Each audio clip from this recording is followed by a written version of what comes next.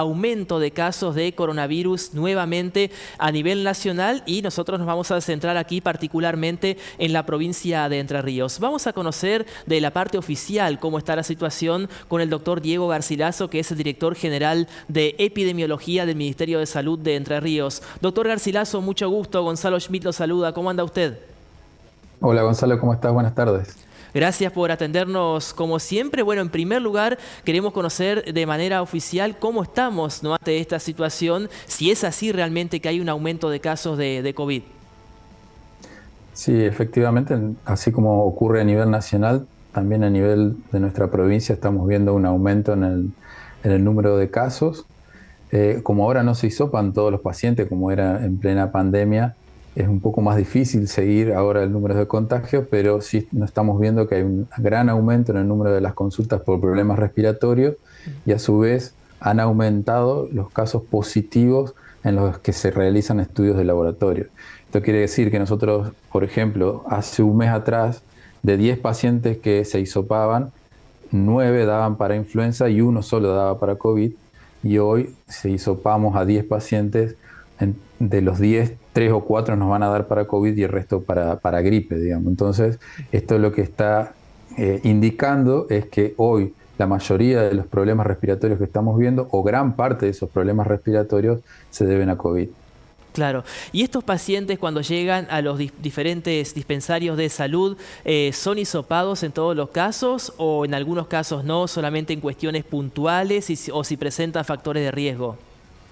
No, hoy no está indicado hisopar a todos los pacientes para detectar cuál es el virus que está produciendo la enfermedad respiratoria. Solamente se indica el hisopado o se busca realmente cuál es el virus que está produciendo esto en aquellas personas que tienen mayor riesgo de tener una enfermedad grave. Entonces, por ejemplo, los que están dentro de los grupos de riesgo, las personas de mucha edad, los que tengan alguna enfermedad crónica importante o que tengan algún problema de salud importante, o también las personas, las mujeres embarazadas, son aquellos de los únicos grupos que se va a requerir probablemente un hisopado. Y obviamente a todas las personas que tengan un problema respiratorio que requieren internación. Eso sí también van a requerir hisopado. El resto de los pacientes se va a manejar como cualquier otro cuadro respiratorio. Hacer un aislamiento en la casa hasta que se le vayan los síntomas para no contagiar a estas personas, y siempre que tengan un cuadro respiratorio, sea gripe, sea COVID o lo que sea, siempre hacer lo mismo. Tratar de evitar estar con otras personas para no contagiar, y lo más importante para nosotros es la vacunación, que estén bien vacunados. Justamente con respecto a la vacunación, seguramente hoy gran parte de la población tiene por lo menos 2 dosis de la vacuna o más. ¿Algunos casos llegan, digamos, son derivados internados en este momento o ningún caso es tan grave como para ser internado? Tenemos casos internados en terapia. En estas últimas semanas han ingresado casos a terapia. La característica que tiene es que son personas de grupos de riesgo, digamos, que ya tienen unas ya complicaciones por su propia patología, y el COVID empieza a agravar eso. Digamos, la mayoría de los casos que hoy estamos viendo, prácticamente todos los pacientes que han ingresado a terapia, son personas o muy grandes o que tienen enfermedades bastante serias, digamos. Eso es lo que estamos viendo. Y como bien decías vos, hoy prácticamente la gran mayoría de las personas tienen por lo menos 2 dosis de vacuna. No así no todos tienen los refuerzos como debería ser. Y también nosotros estamos hoy recomendando aumentar esos refuerzos, digamos, que no haya pasado más de un año desde que uno se hizo el último refuerzo.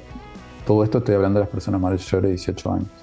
Por supuesto. Doctor, ¿esto era previsible de alguna forma o nos agarra como de sorpresa este aumento de casos, teniendo en cuenta que ya estamos ingresando prácticamente en la primavera? Sabíamos, o sea, el COVID nunca se fue, siempre tuvimos contagios, pero había disminuido mucho, principalmente por la gran actividad que tuvo el virus de la gripe, digamos, mucha influenza hubo, Claro. y mucha bronquiolitis a principio de año. Entonces esos aplacaron mucho al virus del SARS-CoV-2, que es el virus que produce el COVID. Sin embargo, ahora que están bajando estos virus, está disminuyendo mucho la incidencia de estos virus, empezó a aumentar COVID. Nosotros sabíamos que en algún momento esto iba a pasar, digamos, que el COVID tiene esa forma de presentarse en forma de ciclos de muchos casos, mucho contagio, y después empieza a descender. Lo que está llamando sí la atención es que en general en invierno estamos viendo gripe y los brotes de COVID más importantes se están dando en verano o en esta época del año. Eso, digamos, es lo que estamos viendo. Pensábamos en algún momento que tanto COVID como gripe iban a estar siempre en invierno y en verano íbamos a estar tranquilos, pero aparentemente los virus van intercambiando entre ellos para la producción de los cuadros respiratorios. Sí. ¿Qué podemos decir con respecto al uso de barbijo o tapabocas que en su momento fue tan controvertido? ¿Hoy se sugiere, se recomienda o no? ¿En qué ámbitos? Sabemos que en el Hospital Mas Bernat tengo entendido que ya se sugiere su uso, ¿no? Dentro del nosocomio. ¿Qué se recomienda, digamos, no sé, por ejemplo, en una oficina, lugar de trabajo?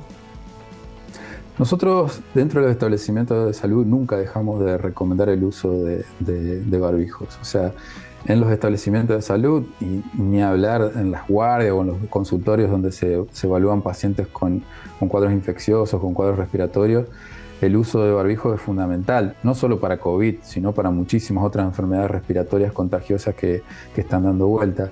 Entonces, dentro de los establecimientos de salud, nosotros nunca dejamos recomendarlo, siempre estuvo la recomendación presente del uso de barbijo. Ahora, en los lugares, en los ámbitos habituales, la recomendación fundamentalmente estaría para aquellas personas que están con síntomas o que están con un cuadro respiratorio.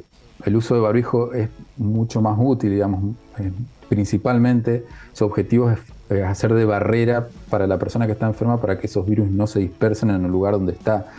Entonces es una recomendación, sobre todo a una persona que estuvo con muchos síntomas respiratorios y recién está saliendo, poder usar también el barbijo o en el lugar de trabajo, o si va a estar con algunos familiares, para que la infección que pueda llegar a transmitir, digamos, el virus que pueda llegar a transmitir, sea el menor posible. Entonces, en esos casos nosotros consideramos que es importante. Y obviamente, como decíamos recién, en los establecimientos de salud. Pero por el momento no hay ninguna otra recomendación distinta. Perfecto. Y por último, ahora sí, ¿cuáles son por ahí los principales síntomas? Sabemos que varían, o ante qué cuestiones me tengo que ir a consultar o aislarme en este momento. Bien, el COVID hoy día es casi imposible distinguirlo de una gripe común o una angina o un resfrío. Es muy difícil. Solamente uno lo podría descartar haciendo un examen físico, un examen clínico. Lo más común, lo más típico de ver hoy es un cuadro respiratorio, o sea, puede ser tos, dolor de garganta, congestión, acompañado de fiebre.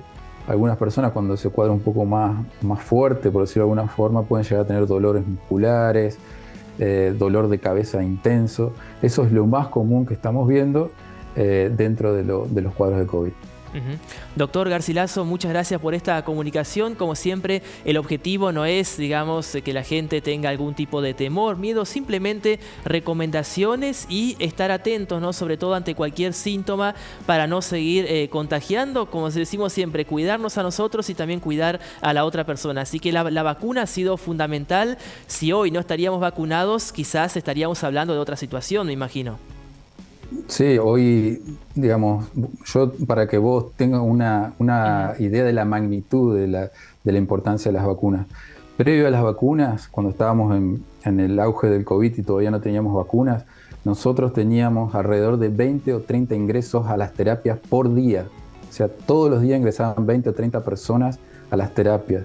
Y hoy estamos con 2 o 3 ingresos por semana. O sea que fíjate si será importante el impacto que han tenido las vacunas en los que son los cuadros graves principalmente. Claro. Doctor Garcilaso, muchas gracias, que tenga un buen resto de jornada. No, gracias a ustedes. Así pasaba el doctor Diego Garcilaso, que es el director general de epidemiología de